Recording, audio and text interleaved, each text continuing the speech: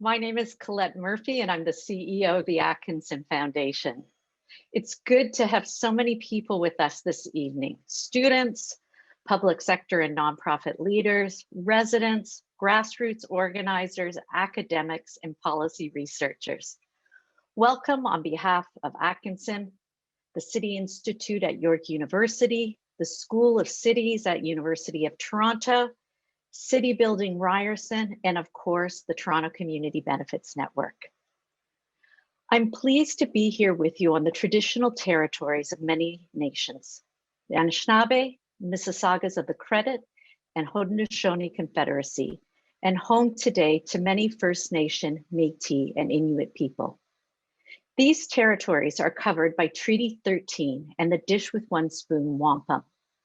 The Dish with One Spoon is a treaty between the Anishinaabe, Mississauga, and Haudenosaunee that bound them to share the territory and protect the land. I want to also acknowledge the continued effort of land protectors and water keepers to negotiate their inherent right to the land. As we know, land acknowledgements are a way to recognize and honor the traditional Indigenous territories of a place. They have been common to make at the start of an event. However, the fact that non-Indigenous people make these statements does not necessarily translate into deep understanding of their importance or different behavior. As I reflected on incorporating an acknowledgement into the welcome, it was clear that the issue of land, our relationship to it, and most importantly, who determines and benefits from its development is central to tonight's conversation about the kind of economy we build out of the wreckage of this pandemic. As many of you may be aware, Atkinson has been championing community benefits as a tool for helping build stronger movements for racial justice, decent work, and a fair economy for years. We've been honored to do this work alongside many partners, including Rosemary Powell and Kumsa Bakar at TCBN. Practically, community benefits create conditions to ensure communities who have been historically and persistently excluded, particularly Black, Indigenous, and racialized communities, have meaningful input into public infrastructure development processes, and, as importantly, realize material benefits from them through things like employment and training opportunities, procurement, and affordable housing. We know these exclusions that have created growing income and wealth inequality have not been accidents. They are a direct result of systems born out of racism, colonialism, and white supremacy. Community benefits are one tool to support a larger ambition to transform the rules of economic development from a zero-sum game where some win and others lose to a positive-sum game where no one wins at the expense of others. We have made incredible progress. We have real wins, billions in infrastructure projects with CB requirements in Ontario right now. Now more than ever, we must harness their full power to support the ambition to renew our local economies from the ground up, where equity is baked into our city building efforts, not sprinkled on. I'm very much looking forward this evening to hearing from what our panelists have to speak about this evening and from all of you. So I'm now going to just talk a little bit about the agenda. It's pretty straightforward. After introductions by our moderator, we'll hear from 3 panelists, and then we'll have an opportunity to engage in some questions with them. You can submit your questions in the Q&A function. Brief questions are most likely to get answered given our time constraints. A few other housekeeping items. We encourage you to introduce yourself to each other in the chat box. Second, we are learning every day about how to use this technology, so I thank you in advance for your patience if there are any technical difficulties, and I'm sure TCBN will resolve them as quickly as possible. Third, this webinar is being recorded, and we're committed to having a respectful conversation that welcomes diverse points of views, and trust you are too. And finally, we want to amplify this conversation in as many places as we can. So we encourage you all this evening to take to social media using the hashtags inclusive recovery and community benefits. So now I get the great honor to introduce our moderator, Grace Edward Galabouzi, who is the Associate Professor at Ryerson University. But Grace is so much more than this. He is a leading voice in this country on how systemic racism lies at the foundation of economic inequality and what we do about it. He's an academic, an organizer, and an activist whose knowledge and wisdom I have learned so much from over the years. And full disclosure, he's a former board member of the foundation that I now run. Grace Edward, over to you, and I look forward to the rest of the evening. Thanks. Colette, thank you so much. Thank you so much, both for the work that you have been doing over the many years that I have known you. I don't think we have enough time for me to actually go through the list of the tremendous breakthroughs that you've been responsible for, or certainly have contributed to in terms of economic justice in this city. But we are both thankful and proud of the work that you do. And I certainly am thankful of the opportunity to share a few words with our audience today, and with a strong panel that will address questions that are critical in this particular moment. I want to start by saying that I am encouraged by some of the organizing that's happening in the community around issues not just related to COVID-19, which I want to speak about for just a moment, but related to economic justice more broadly, and the work that's being done both by some of our panelists and the leadership that is being provided by Rosemary and others at the Toronto Community Benefits Network, but also work that is being done by particularly young people in this city in terms of economic justice.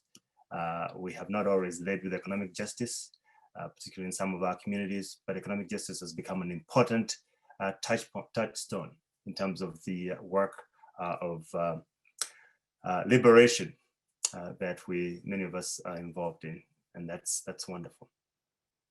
I want to say that as the COVID-19 pandemic spread through Canada, proclamations from governments about a virus that does not discriminate, not just governments, but also the media, were belied by the names and faces of those who were actually perishing from COVID-19.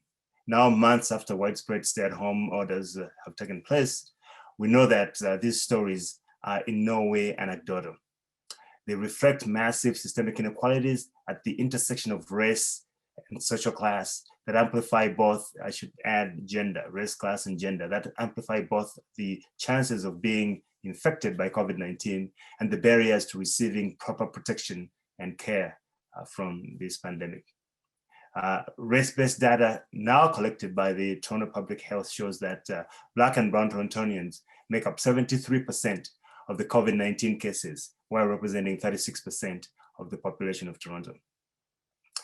In stark contrast, white Torontonians represent about 1/5 of all the COVID cases, while making up about half of the population.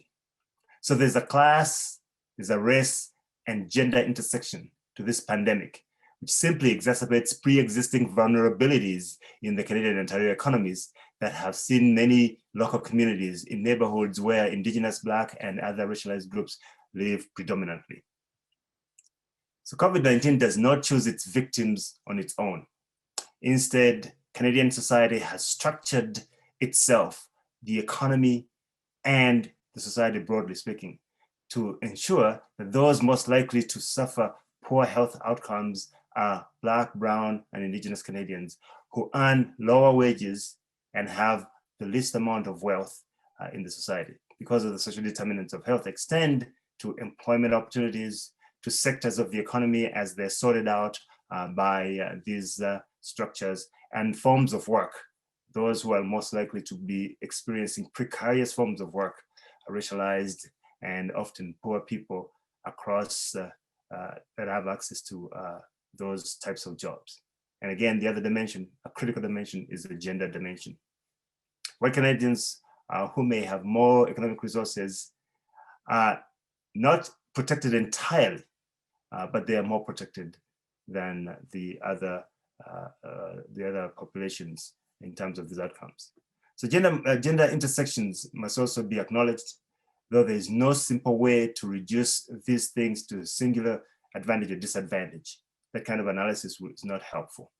However, it is important to understand that there's a systemic nature to these processes and outcomes. That systemic racism, as Colette was suggesting, manifests in different ways. It manifests different ways when it comes to Black, Brown, and Indigenous women and men, or LGBTQ individuals. And so they are affected by different processes and different outcomes, and to the extent that we see some of the data that is coming out of the pandemic. Black men tend to be more affected, for instance, by other processes like police violence, for instance. Indigenous life expectancy and general health outcomes also are significantly varied by gender. So that the question of the data that we have, which is still very incomplete, already suggests that there's a need for us to look at these various phenomena, race, gender, and social class, as being critical to understanding what is happening with the experience of the COVID-19 pandemic. One of the common arguments regularly profiled in the media and elsewhere is that racial inequality is not a primary problem.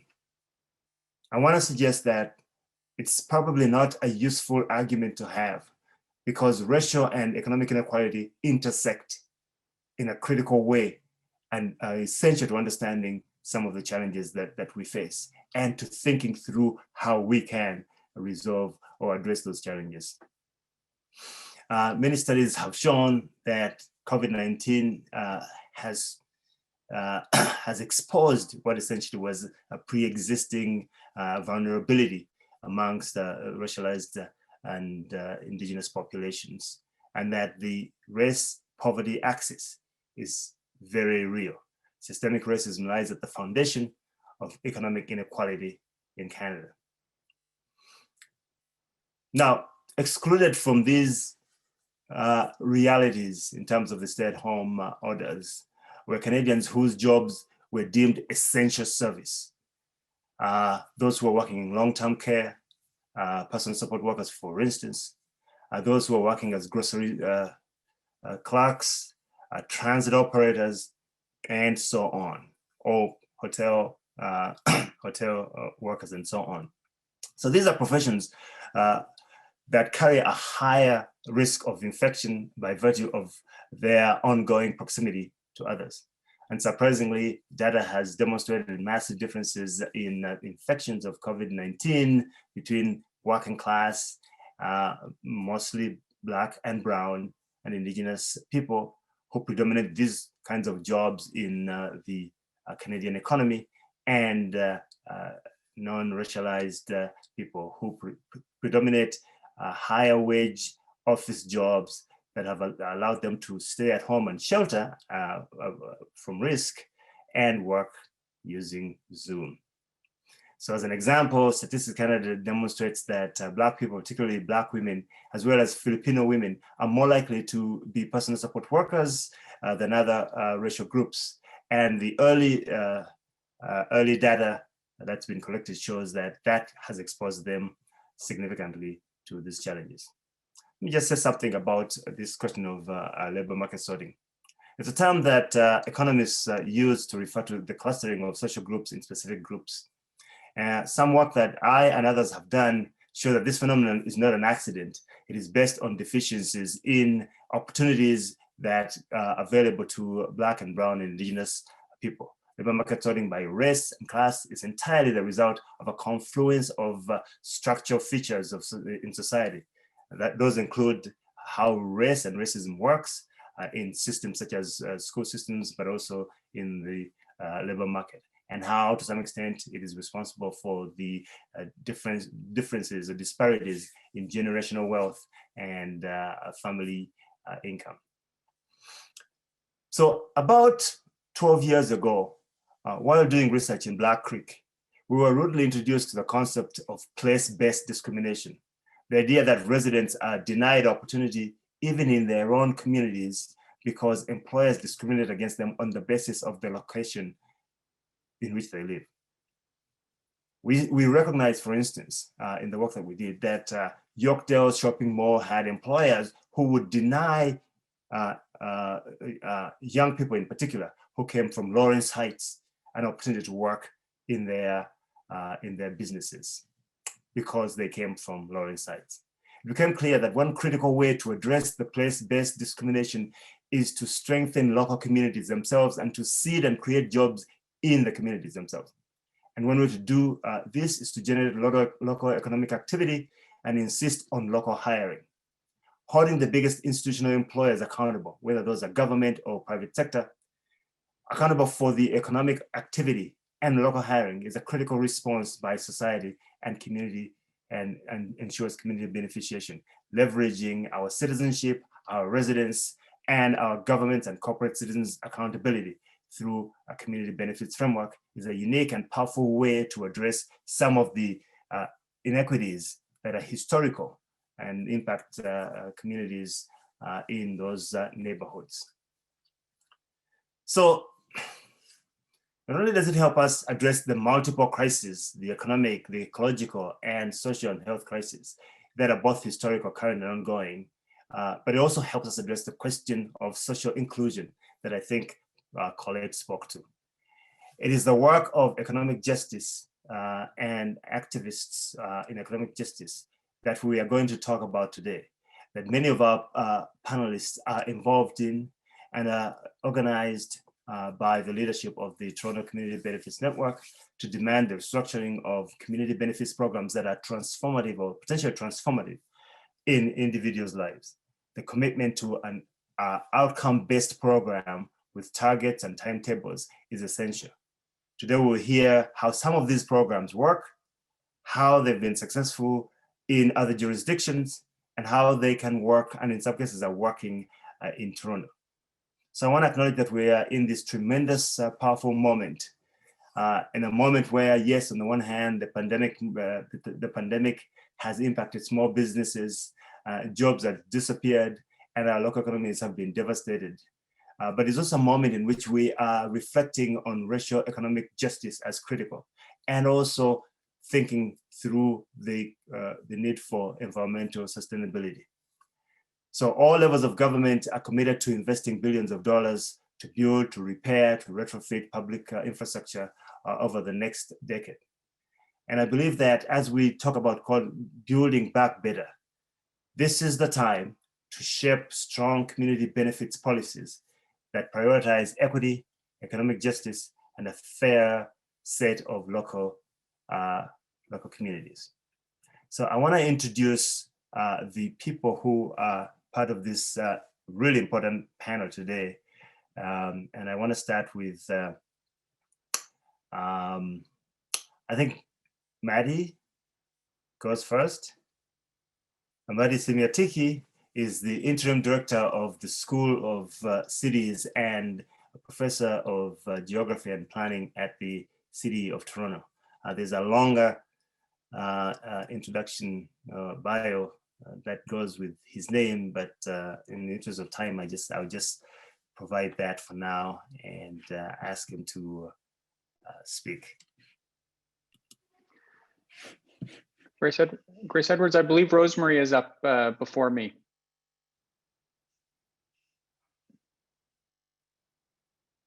Well, what do you know?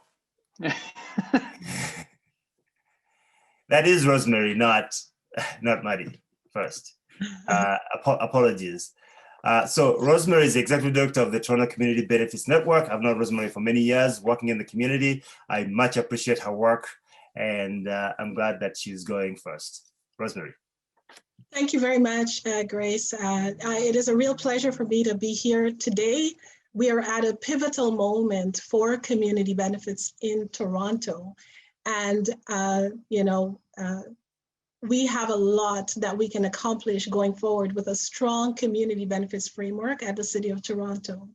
Before I get into that, I thought this would be a good moment to give a little bit of a background about the Toronto Community Benefits Network and the work that we've been doing to date, and why we think it's important that we double down as we seek to rebuild from COVID on community benefits as a tool for economic development for people who have been underrepresented in the workforce, and particularly in this construction industry.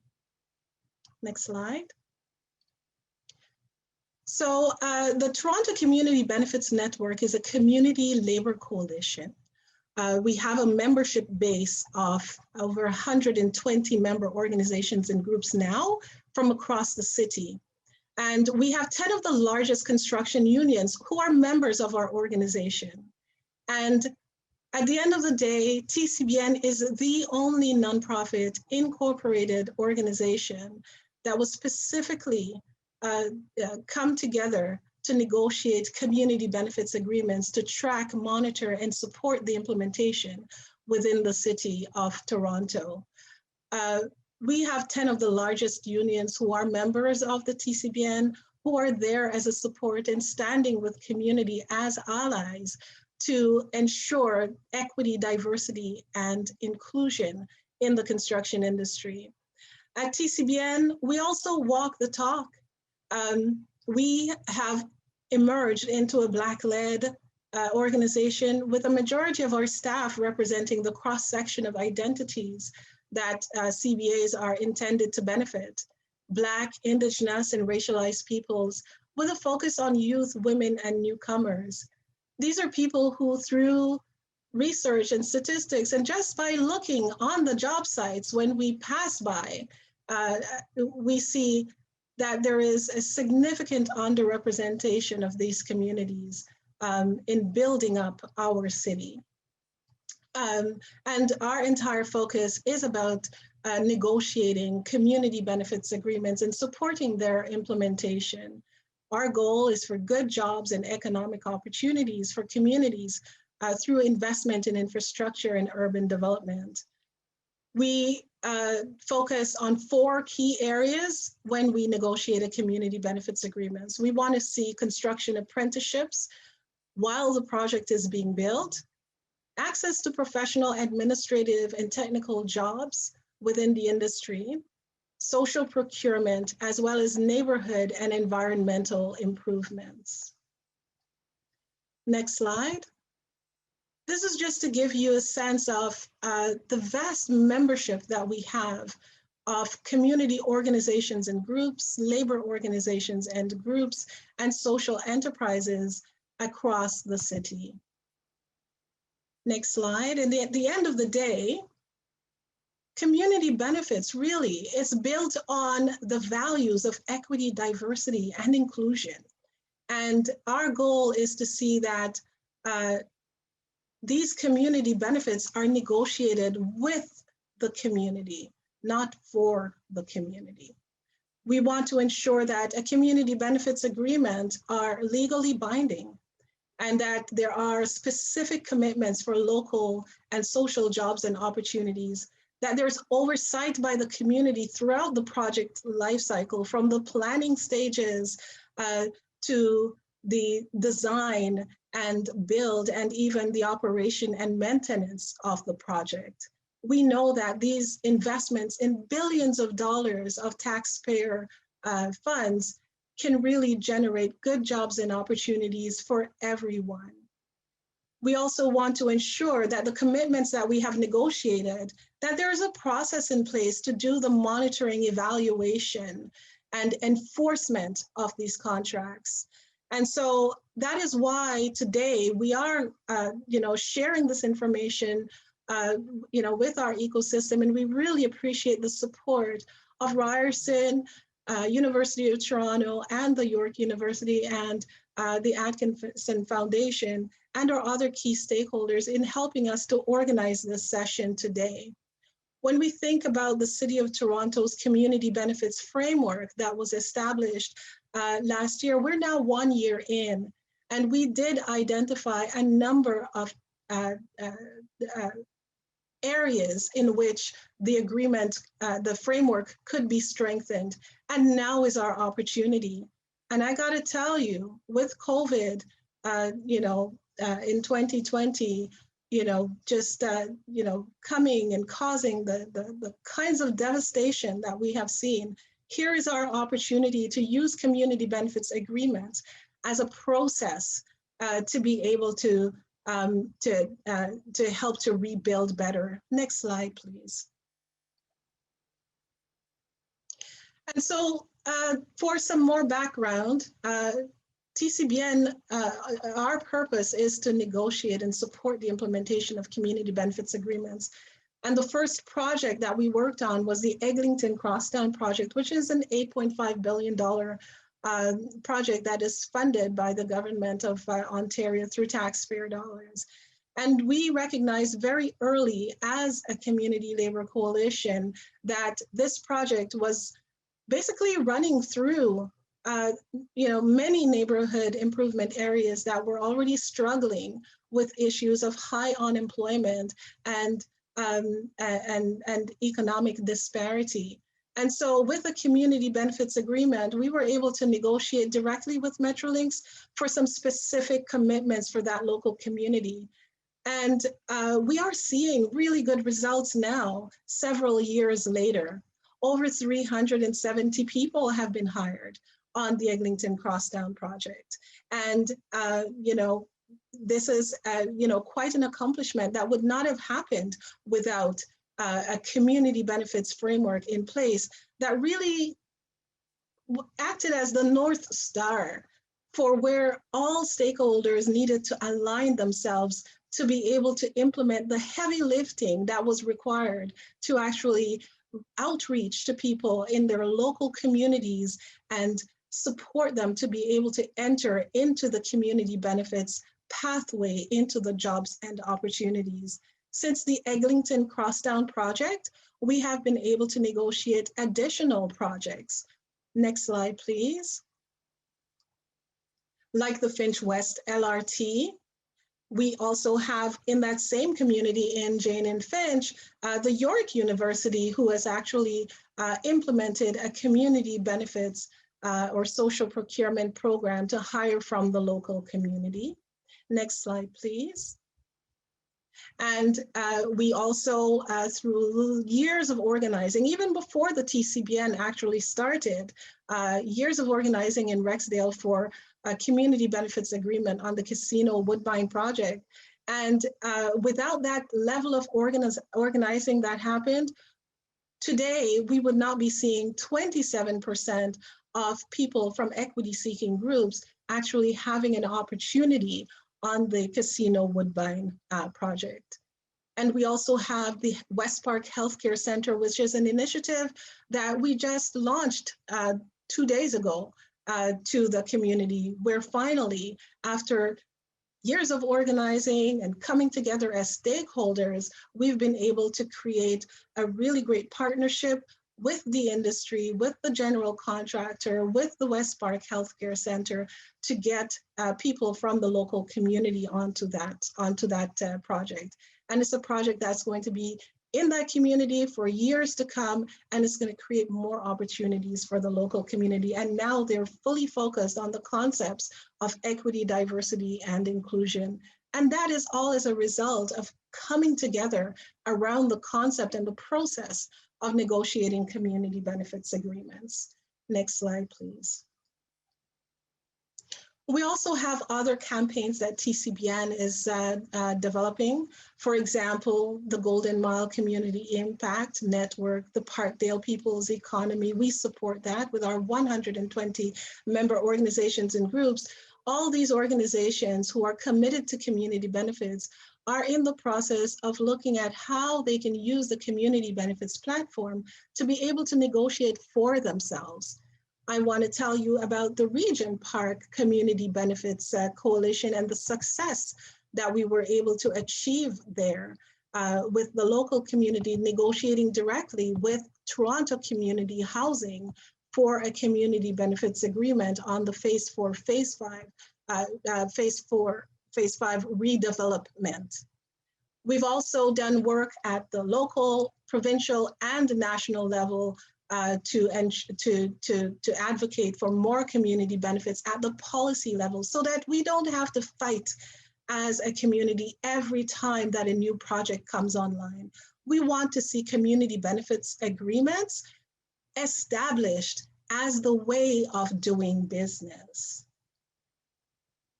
Next slide, please. And so with the City of Toronto's Community Benefits Framework, when it was established in 2019, we recognized that there were some areas that needed to be strengthened. We knew that we needed to come back to the table and to think about what a hard target or a minimum hard target would look like. For us, we think it's unacceptable to not have a specific goal that everyone can align themselves around. We want to see, like we've done with all other projects that TCBN is currently working on, that there is a minimum standard of 10% of hiring on the project for people who are Black, Indigenous, and racialized, with a focus on women, newcomers, and youth. We want to ensure that all the stakeholders can come together and be able to align around this work. And TCBN is here as a partner to be able to accomplish this. A strategic partner with the city that has the relationships in place with the unions, with the industry, and with our local community partners to really coordinate and align ourselves around the city's goal. And so the city's report that was to come back to council is now out. It came out on the 20th of January. And we have identified there are still some areas that still need strengthening, and that's why we're going to need your support. We think city staff have done a good report to really break down all the issues and challenges with community benefits and how community benefits needs to be strengthened. And they have identified that there is a real need to figure out the implementation process. How do we get people from a commitment onto the job site? And I know that they're putting forward a strong recommendation for how the city can invest in the required staffing at the city to be able to implement, to develop those systems and to implement, and that there is a proposal for how to work with the community and the industry partners to make that happen. What we want to see is that that report becomes even more stronger and that we actually set those minimum targets so that everybody knows what they're working towards. Next slide, please. And so TCBN is here as a support. We have developed our expertise in terms of supporting the access for people who are underrepresented into the industry, into the community benefits employment services pathway. We provide supports from outreach and recruitment to intake and assessment, and we provide career exploration, essential skills, an apprenticeship and career readiness program, as well as job skills training that helps to connect folks into the pipeline for the unionized construction trades. Importantly, we have a mentoring program, which is in partnership with the unions and with the contractors. And it's called the Next Gen Builders Mentoring Program. And through COVID in 2020, we had over 500 people register to take that program because we elevated our efforts to make sure that we were going to be supporting those people who had been devastated by the pandemic and who basically saw the opportunities that they were finally getting in the industry practically disappear. And we kept it all together. And with the support of industry from ACON, from Carpenters Union and the IBEW and other partners, we were able to support over 200 people into the Next Gen Builders Mentoring Program and supported over 90, close to 100 people into a unionized construction trade during COVID. This is the kind of work, the kind of capacity that TCBN's ecosystem and our membership has built up to be able to support this work. And we need to see an actual target in place that is going to let us know what is that North Star that we all are going to be focused on, whether it be the union, the contractor, the community services organizations, the pre-apprenticeship training providers, and the individuals themselves. So that's just a bit of an overview of TCBN's work, and I look forward to answering any questions that folks might have after all the panelists have had a chance to speak. Thank you. Thank you so much. Thank you so much, Rosemary. Let me just say a couple of quick things. One is that I may play an academic today on TV, but I wasn't always an academic. I was once an organizer. And I can tell you that what Rosemary has said about the institutional building that has happened with regard to the Toronto Community Benefits Network represents tremendous work and tremendous sacrifice, right? So I want to both thank her and invite the rest of us to big her up. I want to use that language, big her up for that tremendous work that she has done, bringing together the various building trades unions with the community organizations, with the institutional employers, with the granting agencies like the Atkinson Foundation, with the universities, both as intellectual leaders on this project, but also as employers and key players in this work in the city. That is tremendous work. And I want to thank you for the sacrifices that it has meant for you to get us to this point. And clearly there's so much more that we're going to be achieving because of the institutional infrastructure that you've put in place for this work. Second, let me just say a couple of things. One is that you may want to check through the chat box. Maybe you want to leave a comment, but also what you will see in the chat box is a range of people who are both attending this event, but also involved in this kind of work. I mean, people like an old friend, maybe a longtime friend, I shouldn't say old friend, Jim Stanford, who's actually not in the city, he's in Vancouver, but he's joining us here. Other people I've worked with, like Cheryl Tilaxing, are in there. There's a whole range of people who are both participating today, but are also involved in this work in the city, not just from the unions, but also from the community, from various other academic institutions, also from government, who are really important to this work and this project. So scroll through and you'll see some of the people who are attending. Last thing I want to say is that at some point we will have a Q&A.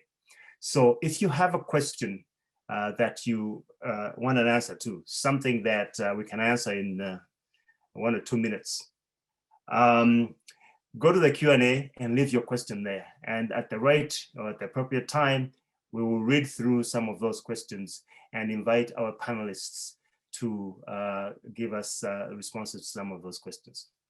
So I finally now get to introduce Ahmadi. Ahmadi Simiatiki is the interim director of the School of Cities and professor of geography and planning at the University of Toronto. He will give us an update on some of the work that's going on with regard to construction around the city, some of the real breakthroughs that Rosemary was talking about, as well as talk about the importance of this moment and the possibilities that it represents.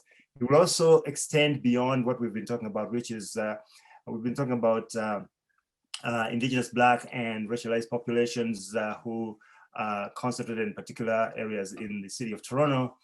Talking about young people. He wants to extend it to talk about the fact that we have an aging labor force and what that means in terms of those workers, as well as the opportunity that it represents. Ahmadi? Thank you, Grace Edwards. Thank you, Rosemary and TCBN. It is such a pleasure to be with you tonight. I have been listening and just been in awe of the discussion already and how much ground has been covered and how many important issues have been raised. And what I want to do in my time is just broaden the discussion and give you a bit of context of how this fits into the overall picture of infrastructure and planning in the city, and gives it a frame within the construction industry in particular. Before I get started, I want to just pick up on Grace Edwards' last comment about the importance of an organization like TCBN. And Rosemary made the comment that it is a Black-led organization and an organization where the demographics reflect our city. And what you'll see in my discussion tonight is that this is completely unique in the construction industry. The construction industry and infrastructure more broadly has a long history of exclusion, a long history of being predominated by white men. And I think for an organization that is pushing the envelope and pushing our institutions and pushing our governments and pushing our private sector to be more inclusive, to have this group pushing it is both not surprising and is extremely important. And it's a pleasure for me to have been invited to speak about this tonight. Now, I think it barely needs saying that we're in a moment of crisis.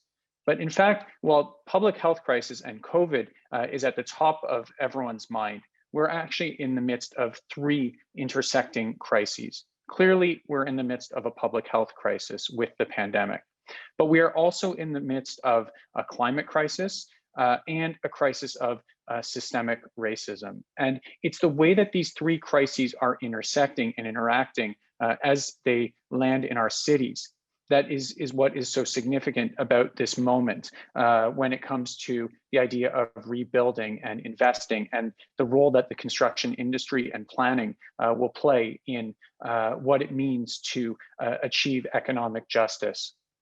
Now, planning and city building has a long history of exclusion. The cities that we have, that Grace Edwards talked about, of all of the ways that cities have fostered spatial inequality and spatial segregation and racism, that was baked into the way we planned our cities. That was not by accident. That was systemic and baked into the way that zoning was carried out, that lending was carried out, and that hiring was carried out.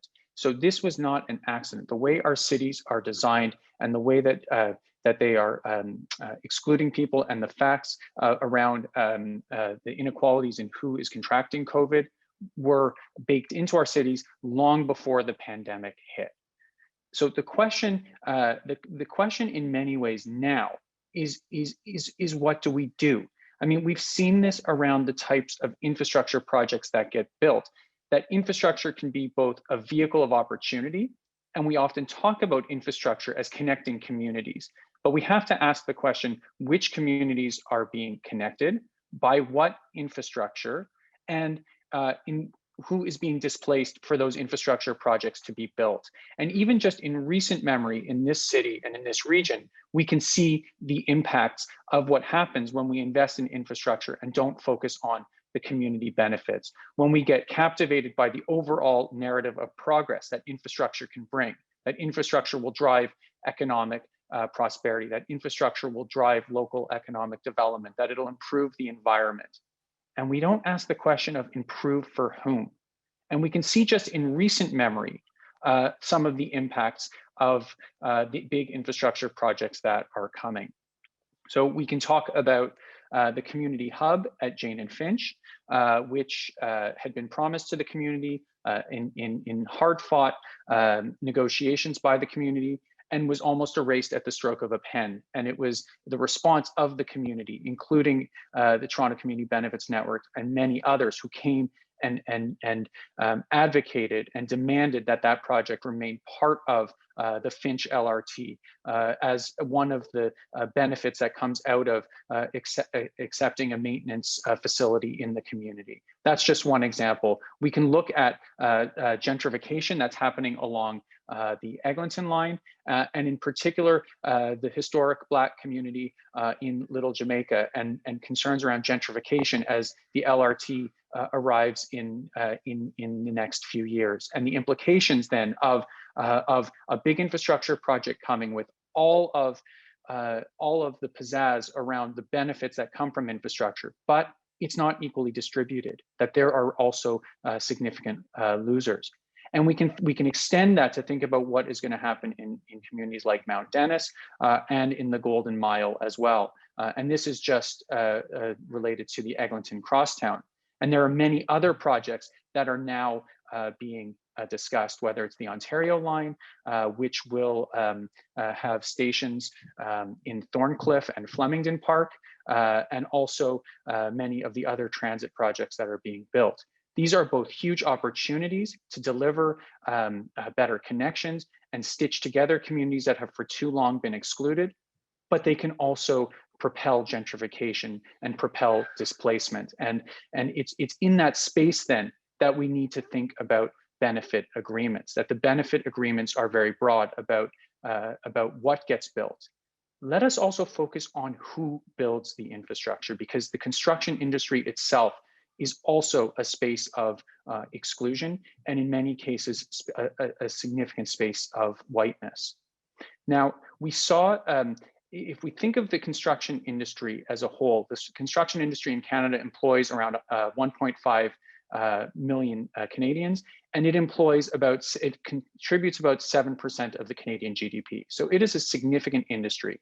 And we know that as part of the recovery efforts, governments of all levels are talking about spending billions and billions and billions of dollars in infrastructure to deliver short-term gains, but also to jumpstart the future of the economy and address those issues around climate change, public health, and systemic racism. What we know about the construction industry itself, however, is that it is deeply unequal.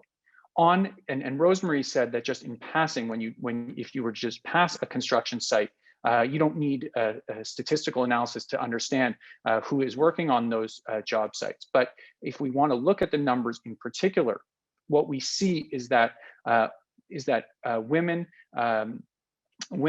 make up less than 13% of the overall construction industry, and less than 5% of workers who are actually on site. And that extends even further when we look at Black and Indigenous people and people of color. The numbers are vanishingly small on our construction sites. And again, this stems from what we might call, it stems from the leadership. The leadership, when we look at the leadership of these organizations, they also lack diversity. And that flows into who is making the decisions, who is discussing our key significant planning policies, and it's flowing into who is employed on our construction sites. Now, this isn't just, this then plays into the tone and on our construction sites as well. So in the past year, we have had some horrendous issues of and incidents of racism on construction sites. We have had nooses left on construction sites, and we've had other graffiti scrawled on sites. Just the worst type of racism and intimidation on our construction sites. And so the fact that Indigenous and Black and people of color are not on those sites and may not have found their way into the construction industry. The construction industry has for a long time had issues around the tone on its construction site and issues of real ingrained racism on those construction sites. And many of the contractors and employers who faced their sites where that was experienced in the past year have come out vigorously against it and have redoubled their efforts now to become part of the solution and to look for strategies and to have zero tolerance policies and to look for strategies to address these issues. But they are not going to go away, and it speaks to the significant gaps of in terms of who is working on construction sites and who's going to benefit directly then from the billions and billions of dollars that is going to flow to infrastructure in the coming years. So this all to pull this all together then, it reflects and gives us a sense of why we need community benefit agreements.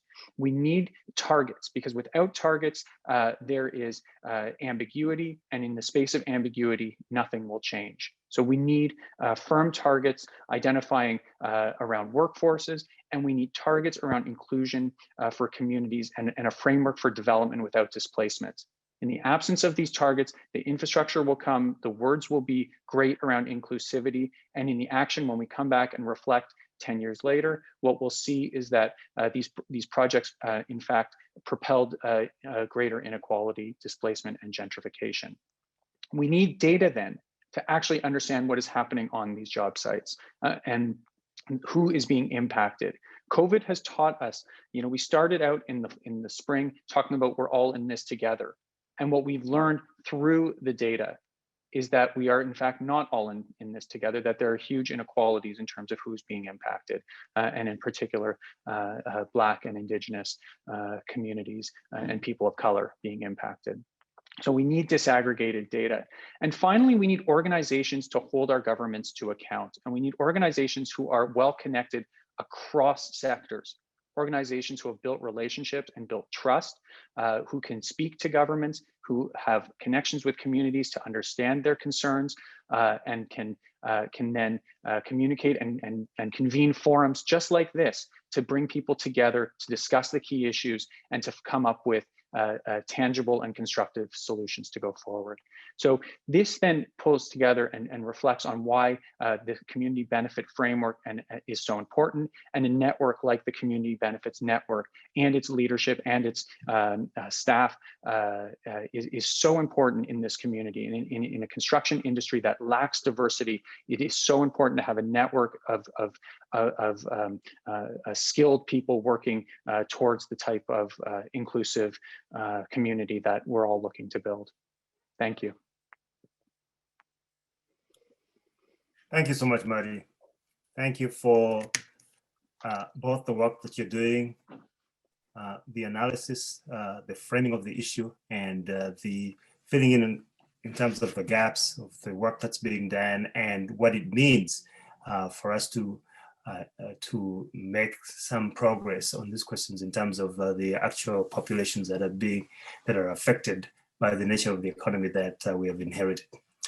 I want to say that when I was name checking, I forgot to name check a couple of really important people here. John Cartwright, who is at the Labour Council, has been both a long-term advocate for community benefits and has been part of the work that has enabled us to get to this place. And so is Joe Mahavik, a former city councillor at the City of Toronto, who's now heavily involved in this work. If you scroll down again, as I was saying earlier on, there are a number of people who, both from the community, but also from the labor movement, who have and continue to do important work in this area. Ana Teresa Portillo, Parkdale People's Economy, for instance, Carl Andras, Hamilton Community Benefits Network. There is Jason Edwards, who is from the SAJ Property Management Incorporated. It's a broad coalition in essence. Mark Arsenault from the Ontario Iron Workers District Council. Brad Hollock, who is with the Community Benefits Network in Windsor. There is so much, both in terms of the people who are involved in the work, as well as the people involved in this discussion today. There's Gil Panelosa, who's the founder and chair of 8080 Cities, ambassador to World Urban Parks, and founder of the Third Act. So there's a broad cross-section of people who are involved. We should name check Rina Fraticelli, who is the Director of Strategic Initiatives, Office of Social Innovation at Ryerson University. And Maria Williams, Procurement Manager at Turner Construction. So this conversation has attracted a broad cross-section of people who have a tremendous contribution to make in how we will make progress going forward. I want us to move on to the next presentation. Fausto Nettarelli is an adjunct professor at York University's School of Public Policy and Administration. And he is involved in some really groundbreaking work that York University is involved in. Anchor York is one of the projects that were supported by the work of the Atkinson Charitable Foundation. And it involves some of the activities that Marty was talking about earlier on. So York University has made a commitment, the kind of commitment that we're looking for from other institutional employers and critical participants in our local economies. York University is in the northwest of Toronto. And so it's an important, should I say, it's an important corporate citizen in that area. And Fausto will say more about the role that they are involved, the role that they have taken with regard to that aspect of the work. Fausto. Great, thanks so much, Grace Edward. Good evening, everyone. Appreciate the opportunity to be part of this august panel and to share some perspectives and observations and efforts on this important topic of community benefits. I'm going to be wearing two hats this evening. One is to speak to you about how the university has been leveraging its economic capacity and its standing in the communities within which it's situated through social procurement and community benefits initiatives and the progress that's been made to date. I'm also happy to share my past experience and community benefit initiatives from my time in provincial and municipal public service, leading large capital projects, and offer some of my own perspectives on how we can enhance the scope and the reach of community benefits. So let me start with the Anchor York U initiative first. So by way of background, York University developed its strategic policy related to what it means to be an anchor institution in the Black Creek, Jane and Finch communities not quite 4 years ago. 4 target areas were identified around which a dynamic conversation around the development of mutually favorable community benefits could occur. The pursuit of the goals for each of these target areas now applies to all of the communities in the vicinity of the university campuses, namely the Keele campus, Glendon, and now Markham. Next slide, please. So the focus of the strategy, much like the themes that we've heard over the course of the panel discussion, is centered around the economic disadvantages, discrimination, and/or barriers to equal opportunity experienced by people across the GTA, particularly but not limited to the key equity-seeking groups.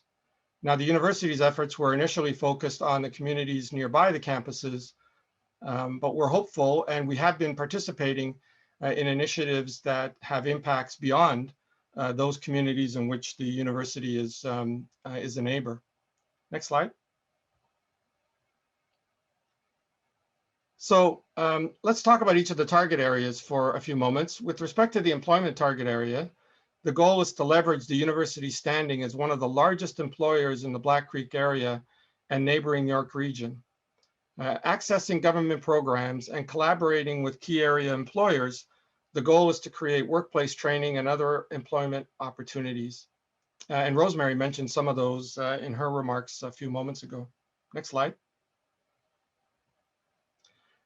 With respect to the engagement goal or strategy, the idea was to recognize, and it does recognize, the intrinsic reciprocal relationship that the university has with its neighboring communities, and that clearly the futures of both are intertwined.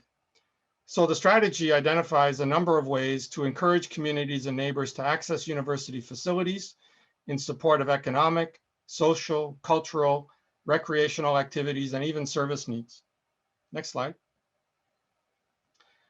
In the infrastructure target area, in addition to important environmental objectives, the goal is to leverage opportunities brought about by major rapid transit investments, such as the Finch LRT, redevelopment of the Keele-Finch neighborhood, and the university's own building and development programs, particularly at the Keele campus and now the new Markham campus. And there are some fairly significant investments that are in progress or in the pipeline for a significant building elements at the Keele campus and of course the new campus in Markham. Next slide. The area that's probably been the most active in the last year or so is the procurement target area, where the university was encouraged by the Toronto Anchor TO initiative, of which the university is an active participant, And in 2019, a procurement policy was adopted with guiding values and principles that included promoting equal opportunity and inclusion, removing barriers experienced by equity-seeking communities, building a culture of social procurement at the university, leveraging the university's purchasing to benefit local economies, and then lastly, balancing equity goals, accountability, transparency, and efficiency. Next slide. So this slide, you can see some of the early results, and I need to stress that they are early when you accept or understand that the procurement policy was really only implemented in 2019. So this is about a year and a half, a year and 3/4 worth of results.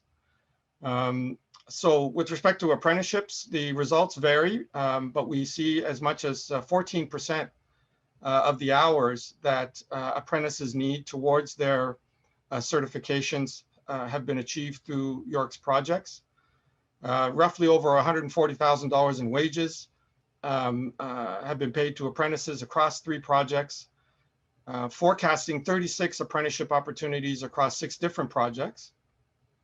On the social procurement spectrum, York has 2 pilot projects with a minimum social procurement spend of approximately 5% of the overall project spend. York has designed an FAQ for all future bid packages to ensure that social procurement is built into the bid responses. So again, that speaks to Rosemary's point of incorporating these strategies as business as usual. York has prepared template letters to general contractors to use to allow their suppliers to attest to their local and equity-seeking hiring practices. And again, in excess of $260,000 has been allocated as social procurement spend on 1 project alone.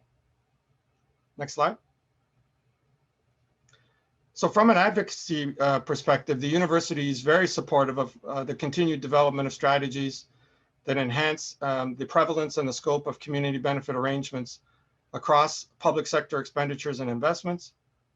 The efforts of the Toronto Community Benefits Network are very complementary to those of the university, and York supports TCBN's efforts to increase the scope and prevalence of community benefits arrangements.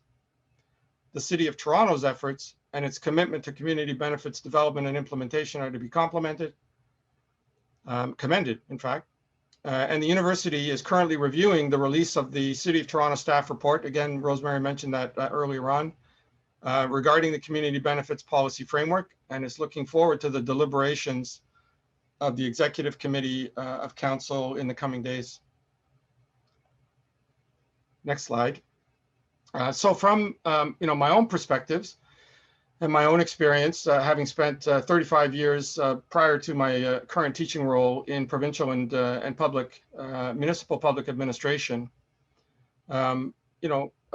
these themes are essentially going to recast and recap what we've heard throughout the panel discussion. So clearly, as you've heard, and many of you are very much aware, the awareness and the practical knowledge of community benefits arrangements is increasing rapidly throughout the world and here at home. I mean, you've heard some of the terrific work that TCBN is doing to advance the knowledge base and the capability and the capacity base. Community benefits have been secured through a range of public sector, and I'm happy to say, increasingly private sector expenditures and investments. Now, given that broader operating context, I suggest and would recommend the following considerations be incorporated into infrastructure planning. First, the expanded use of community benefits arrangements should be among the strategies deployed to address growing inequalities. Now, exploring the opportunities, engaging communities and prospective partners needs to occur early in the infrastructure development cycle, well before the procurement phase. And in my experience, this was where there were a lot of lost opportunities, particularly around these mega projects that are delivered through public-private partnerships. Not enough planning was done early enough to engage those communities and those partners. And what you ended up with was, frankly, a bit of a, scramble in the last 18 months, 12 to 18 months of these projects that would have a life cycle sometimes of 10 years for the community benefits arrangements to emerge and to be part of the procurement process. That imposes quite a strain on the likelihood that you have an effective community benefits arrangement, one that's supported by the community and optimizes all of the opportunities. Public sector sponsors of infrastructure expenditures and investments should seek out community organizations like the Toronto Community Benefits Network and engage them as strategic partners to accelerate the effective use of community benefit strategies and techniques. I can tell you in my career, particularly on a large project like the Windsor Border project that's underway right now, my team and I at MTO would have loved to have had the added capacity and strength and information base of a Toronto Community Benefits Network when we were developing Community Benefits Network 13 years ago. I'm happy to say that the Windsor-Detroit Bridge Authority is carrying on and for example, doing amazing work in broadly based community benefits across a number of themes. And that gives you a sense of the art of the possible, but you need to start early. You need to engage, capable partners in the community. The public sector and the public service doesn't have to do it, on its own. Right? Additional resources should be deployed to support the development of operational policies and practices, including data collection. We've heard about the importance and the significance of that this evening. As well as subsequent research to further strengthen the foundations of community benefits. And then lastly, leveraging the available body of practice and expertise to mitigate risks associated with setting hard targets, again, that will further increase the potential for benefits. There are enough case studies, both in North America and around the world, from which we can learn so that we can establish with confidence hard targets. Because as we've heard throughout the evening, without these goals, you really can't make progress, and you really can't leverage the now, hundreds of billions of dollars that are being invested in infrastructure in Canada alone. These are staggering numbers, and they need to be leveraged in a way that provides for broader benefits to adjacent communities. So that's all for me, Grace Edwards. Thanks everyone for your time and attention. Fausto, thank you so very much, both for the work that you're doing as an institutional champion, both within York University, but also previously in the government, in the public sector. Just to pick up on the last point you made, I just want to emphasize also that what is measured counts.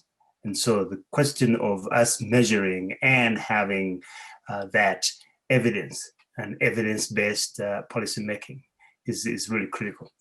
We have very little time left, but I want to move on to a few Q's and A's, and then we will have Chris Campbell close.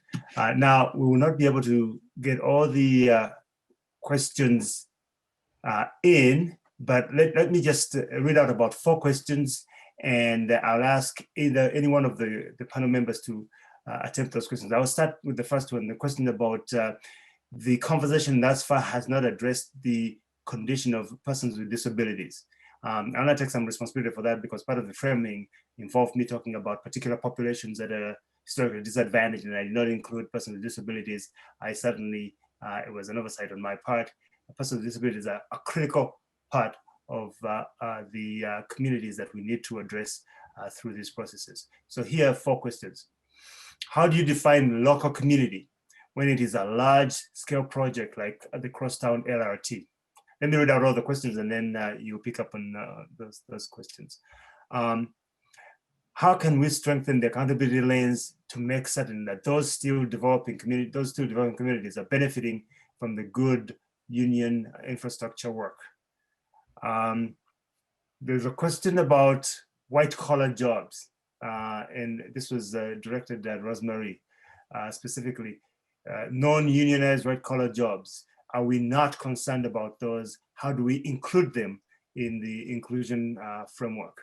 And I guess one more. What factors into setting the right hard targets? And the last one is, do community benefits negotiations include green buildings, ensuring green buildings? So Whoever wants to take any of those questions, please go ahead. Maybe I should start with Rosemary. Thank you very much. Yes, so community benefits does include opportunities outside of the construction work. Not everybody wants to or can be a construction worker, but there are so many opportunities that construction projects do generate, including those entry-level, mid-level management type positions, professional, administrative, and technical jobs, even being at the inside of the office. Those designers and architects. Finance, human resources, marketing and promotions. Oftentimes people don't understand that, the construction industry doesn't just necessarily mean, being out there,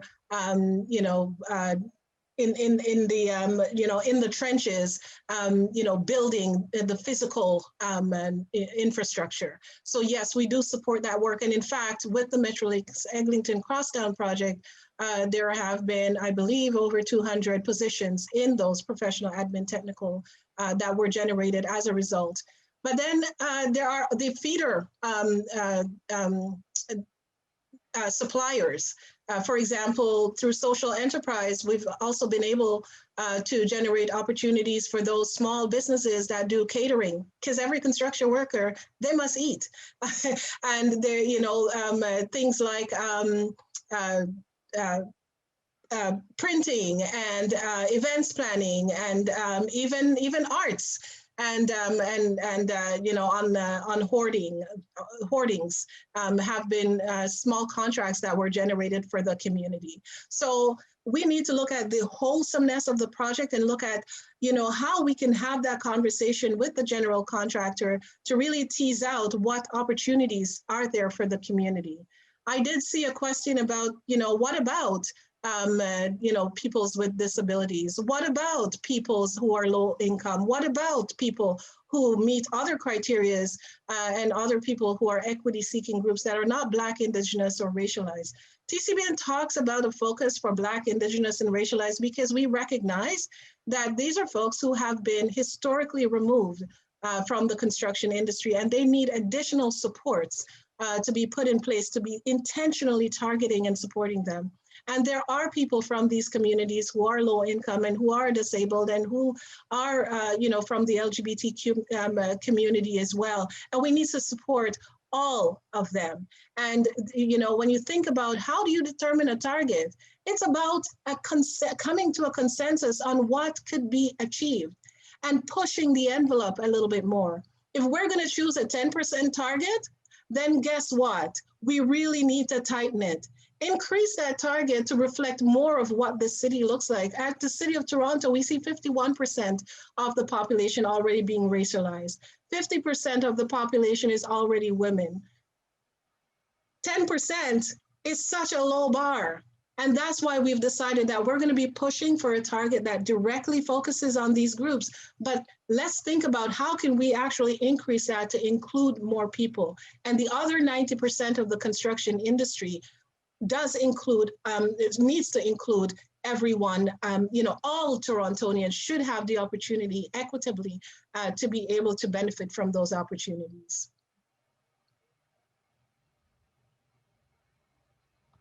That's my thoughts. Thank you. Fausto? Thanks, Grace Edwards. I agree. I think, Rosemary is bang on, and it's all possible. What has to change, though, is, a city like Toronto, the province, other large, municipalities, frankly, even, small and mid-sized municipalities can make a contribution as well. But they need to prioritize. They need to invest in, and I'm not talking a large contingent of people within municipal government or even provincial government, but a capable, agile unit whose job it is to be aware of what's possible, leverage the best practices in other jurisdictions, convert that into policies and operational practices that reflect the local context, right? And then leverage, interactions with TCBN, with the United Way, with a lot of local organizations who are very attuned to what the local needs are, and package those in a way that when the procurement process comes along, we don't have, don't get me wrong, I don't think there's anything wrong with this, but it's not particularly efficient, where we don't have large contractors suddenly trying to, turn themselves into charitable organizations, right? I mean, their job is to build, efficiently and to have their workforce reflect the communities that they're in. And the most, effective way to do that is to join a multi-sector, partnership, public sector, private sector, non-governmental sector, everyone bringing their competitive advantage and solving these problems, in a heads-up way. So government obviously has a key role in creating that, ecosystem, to borrow Rosemary's, term, so that those parties can, leverage their competitive advantage to solve these problems, right? And again, we're talking hundreds of billions of dollars, okay? So, you can eke out some room without having to spend any more money, frankly, and achieve these objectives and set, reasonable and hard targets. Thank you. Marty. Thank you, Grace Edwards. A few thoughts. One is with respect to how we're going to change organizations. I think it's going to take two things. It's going to take advocacy and the work of organizations like TCBN to push from the outside. And frankly, it's going to take it's going to take greater diversity at the top of these organizations. If community benefit agreements are something that's seen as an afterthought, something that is seen as an add-on to projects and a cost line, rather than something that is baked directly into the benefit of why we build infrastructure, then they will be applied in that way. They'll be seen and used as something that is carried out after all of the decisions are made. The leadership of our organizations, of our major anchor organizations in this city, both the management leadership and the boards of directors do not reflect the city that we work in. And it trickles down into the types of decisions around the labor force and around issues of how these projects touch down in terms of their benefits. Now, someone also asked a question about green buildings, and that relates to my earlier comments about climate change. I think when we're thinking about infrastructure projects, the best way to conceive of this going forward, I think, is as a layer, that the infrastructure that we're building, if it's a transit project in particular, that is the foundation upon which we can then see changes in changes in the communities around those infrastructure projects, and the layering of infrastructure on top. So that includes affordable housing, which is desperately needed. It includes spaces for local small businesses, so that we're ensuring that as communities change, there's not displacement, but rather, and it includes green spaces and public parks.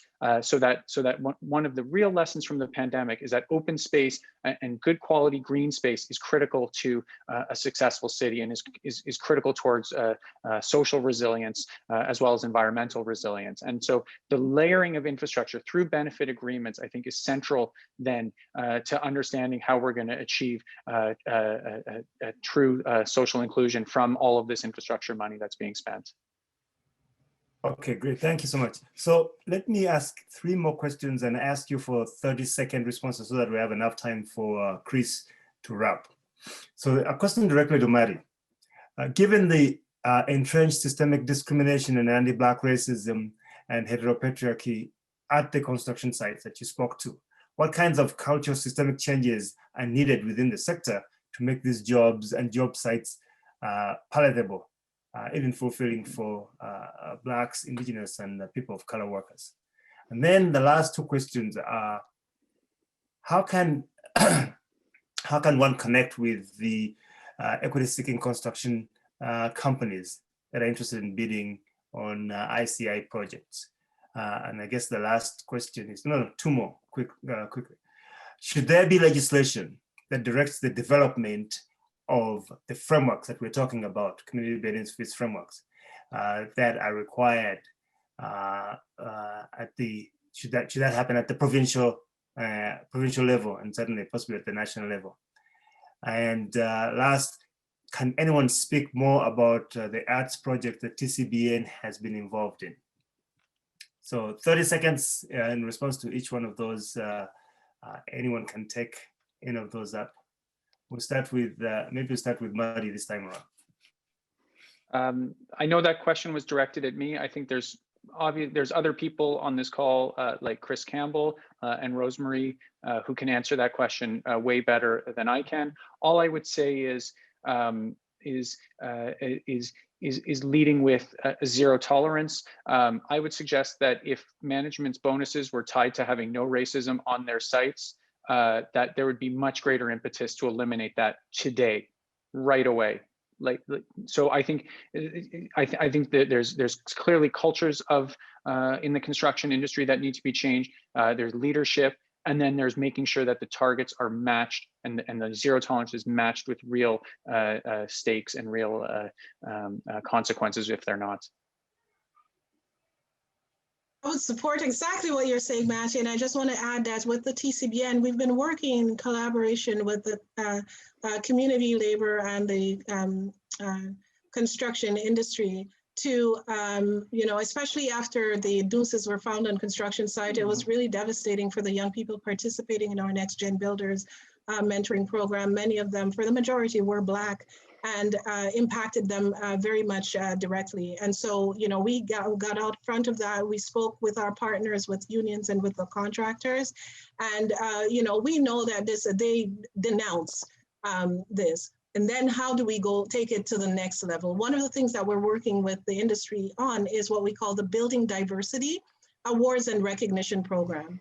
This is about looking at, number one, an education program within the industry that talks about the global benchmarks for diversity and inclusion, and look at a continuous improvement process that could be established within these companies to be able to change their practices over time and provide them with a roadmap to be able to do that. And then as they're making changes and as they're leading on equity and diversity, recognize them and elevate their brand to really demonstrate that here are the good employers that you can look to for as examples that you can follow, that you could emulate, and so we're working in partnership with Ellis Dunn and ACON and Crosslinks to be able to achieve this.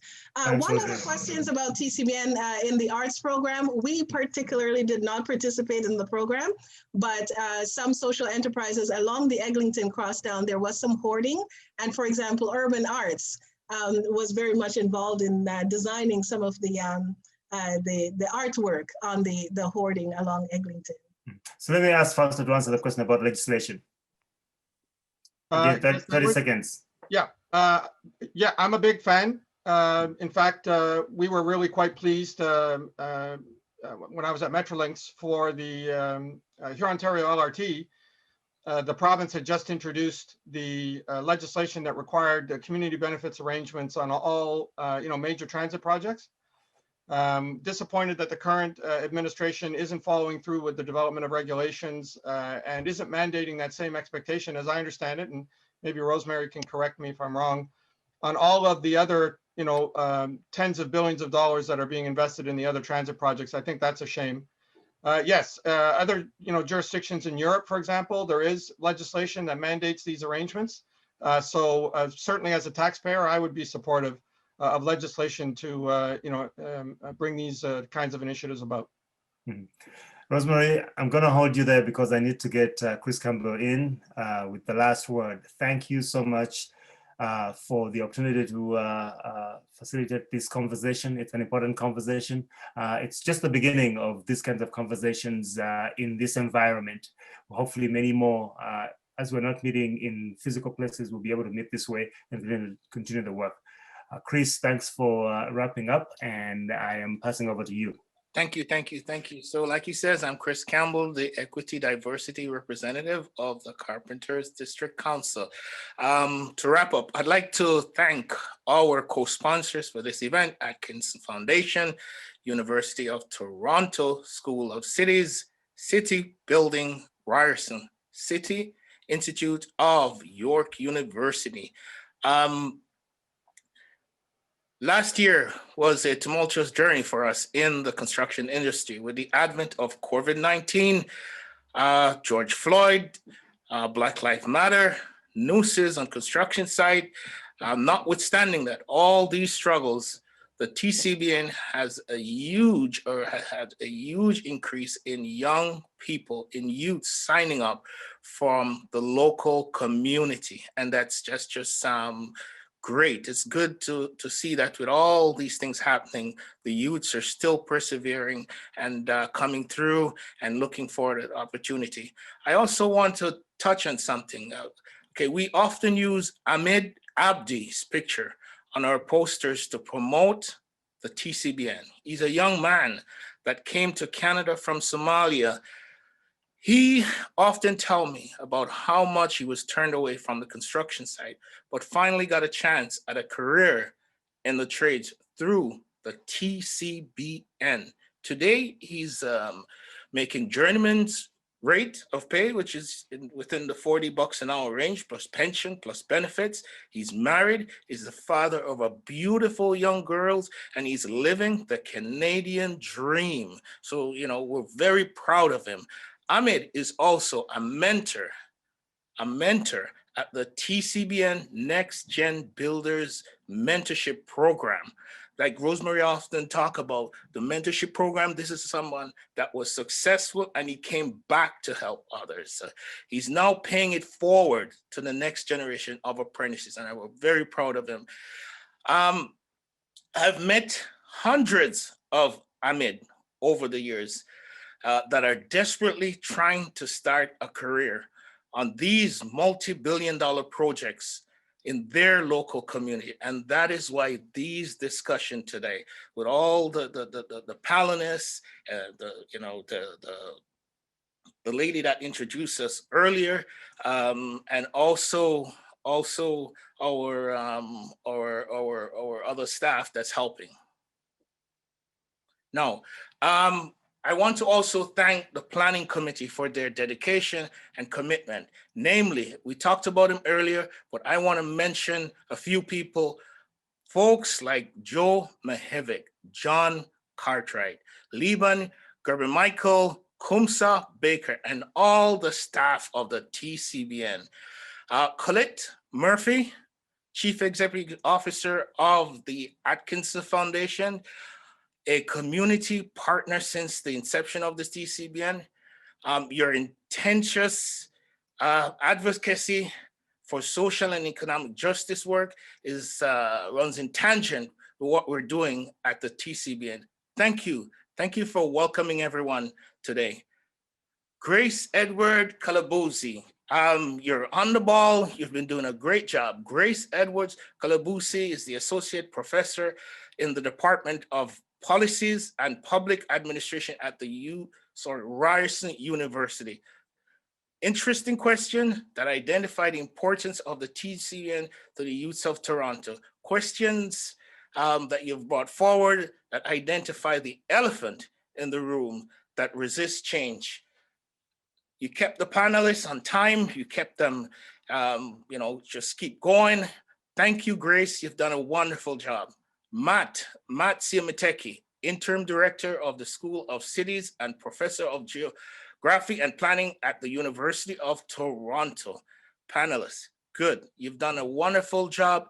You updated us as to where the construction industry is at, the slow and resistance, yes, to change, the importance of the moment, building on it, infrastructure program. If not now, when? Knowing we have an aging labor force, now is the time, Matt, for you to tell us about what we need to improve, what we need to change. Thank you, Matt. Fausto Natarelli, Adjunct Professor, York University School of Public Policy and Administration. Thank you for explaining the importance of having a focus that's relevant to the community, setting and reaching targets, data gathering. This is highlighted at the Markham and Kiel campus construction project of the York University. Thank you, Foster. Last but not least, Rosemary Powell, the Executive Director of the Toronto Community Benefits. I often call her behind her back, Miss TCBN. You have grown this organization exponentially over a short period of time. You gave us today a brief history and background of the TCBN and its relevance to today. She also updated us on the TCBN struggles and challenges. Rosemary, thank you. Thank you for putting this together. Thank you. Lastly, this is what it's all about. This is why we're having a webinar. At the end of it, we want you to take action. The City of Toronto adopted a strong community benefit framework policy. Sign the letter that's posted right now. It should be posted right at www.communitybenefits.ca city_of_Toronto to your local city councillor and the mayor, letting them know your support for at least 10% iron target on all projects, all major projects in Toronto. There needs to be a more clearer definition of equity-seeking groups to locate opportunities for local opportunities for those who need it most, Black, Indigenous, and racialized group. And that you support the Toronto Community Benefits, a strategic partner of the city to help implement the CBA framework. Thank you all for joining us today. And on that note, the webinar is adjourned. Thank you again.